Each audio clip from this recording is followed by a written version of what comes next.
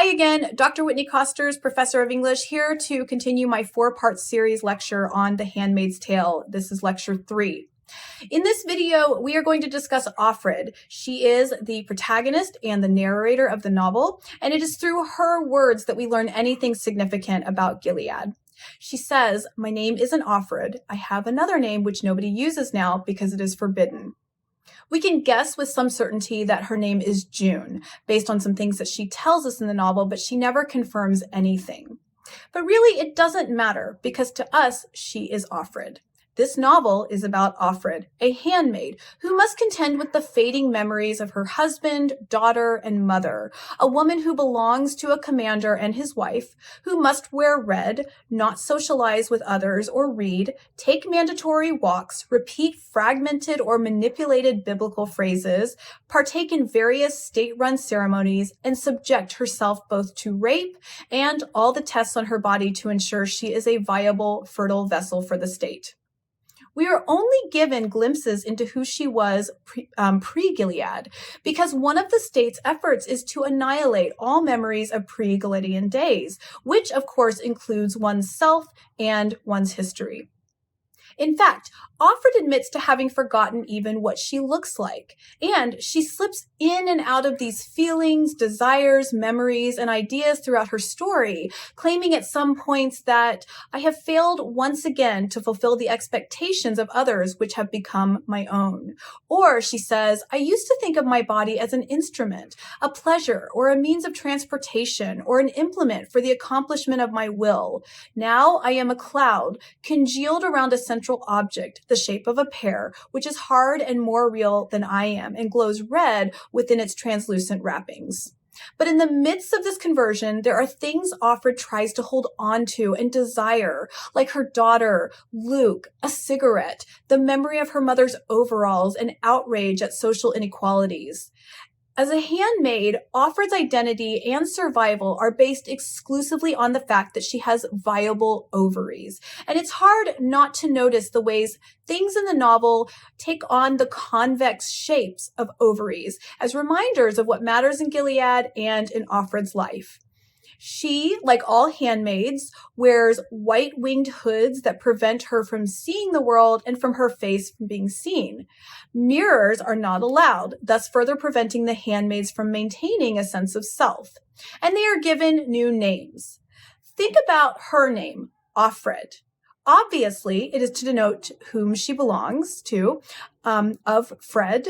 But it also suggests afraid. She is certainly more cautious and afraid than, say, Moira. It also suggests off-red, suggesting she is rebelling against the color red and its symbolism for fertility. Or offered, she is a woman offered and sacrificed for the good of the state.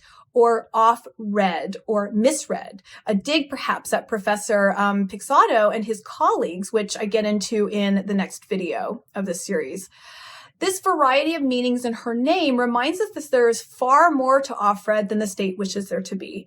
This novel is Offred's efforts to navigate identity, like a new identity. How does she navigate through this new world, and how she can remain a semblance of herself despite Gilead's efforts to squash out June?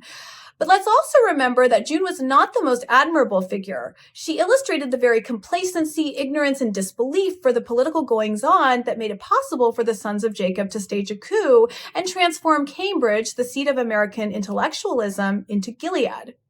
Offred says, we were the people who were not in the papers. We lived in the blank white spaces at the edges of print. It gave us more freedom. We lived in the gaps between the stories.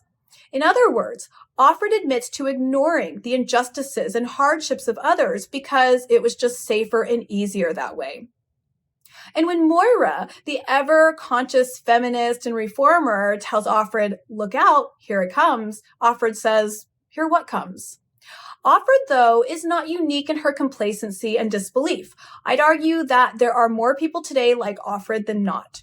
Offred took for granted the freedoms and rights that so many women like her mother fought valiantly for, that when the signs of the coup are right in her face, they are merely theatrical to her, as she says.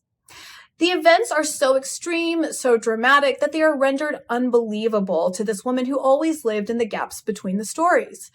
Atwood highlights a concern that affects us all.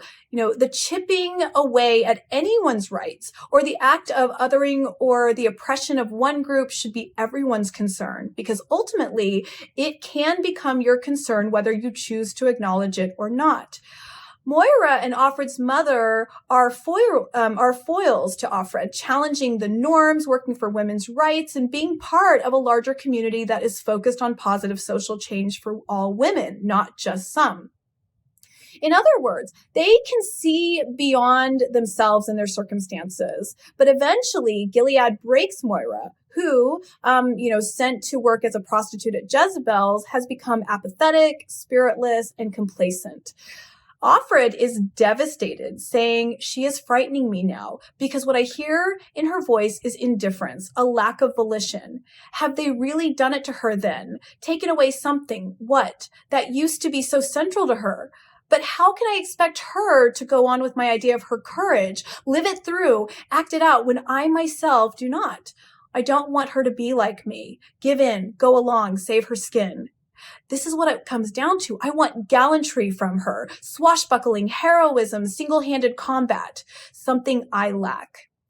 But at the same time, Offred does engage in defiance, saving butter in her shoes so that she may have something just for herself, sleeping with Nick outside of the times that Serena Joy requests it, and making eye contact with a guard. She tells us her purpose is to survive, and so to be rash like Moira isn't in keeping with such a goal. She is a smart woman, a once librarian who ponders over the etymology, meaning, and manipulation of words, and how the invention of narratives can operate as coping mechanisms under a system that tries to eradicate her humanness. What did you think of Offred, and did you appreciate her as the narrator of this story? Do you see her as she sees herself, someone who gives in, goes along, and saves her own skin? Do you think her temperament, one of caution, slight defiance, honesty, and tendency to offer multiple versions of her experiences, make her an ideal or a problematic narrator for such content as this?